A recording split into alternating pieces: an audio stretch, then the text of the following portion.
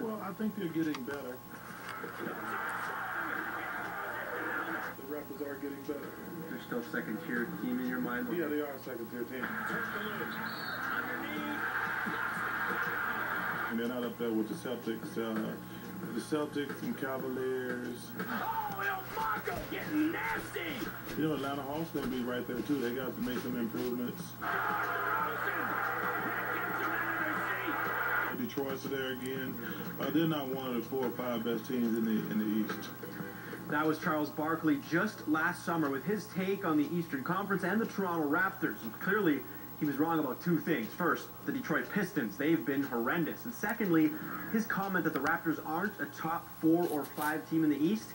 Well, in reality, it's exactly what they are. Now, we're not saying Charles Barkley doesn't know what he's talking about, but he does represent a notion that's evident in the mainstream American media. When it comes to the Raptors, they simply get no respect. Since their 11-17 start, the Toronto Raptors have gone 20-7, a 74% win percentage. That's good enough for second best in the NBA over that stretch.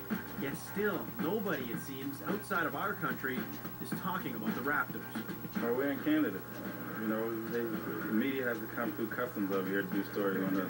I don't think they like doing it. So, you know, we don't really care. I mean, you know, we want to continue to, you know, sneak up on teams, if that's what they want to call it, and, you know, get as many wins in the right column as possible. You know, we are who we are, and we focus on it. We can't control stuff like that, but if we want to, I don't mind the fact that we slide under the radar in a lot of different markets. That's quite fine with me. Let people find out about us when they face us. Chris Bosh, who has played his entire 7-year career in Toronto, is all too familiar with flying under the radar. The number of American network games he's played in with the Raptors, he can basically count on one hand. But what matters more to him is the respect garnered from the opposition. Because that's just as far as mainstream media is concerned. Teams know. You know, the league knows. Just like Oklahoma, maybe they're flying under the radar, not really, but everybody in the league knows that they're a good team.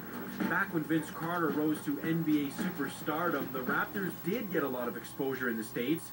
Games were even rescheduled so American fans could watch Vinsanity nationally. Clearly, the likes of Bosh, Bargnani, and Turkoglu don't have that same star power, so it looks like the only way they'll get people talking is to continue on this pace and make some noise when it matters most, in the playoffs. Maybe it takes making a stronger run. Maybe it takes doing well in the playoffs. I'm not sure, but I think people are starting to slowly, you know, see us as the season goes and realize that we're playing pretty well. And you know, you can't control stuff like that. The attention will come. You know, you keep working. You'll force people to start talking about you when the time is right. Hopefully for us, it'll be around playoff time when it's the most important, and you know, we'll get that just due attention that we deserve.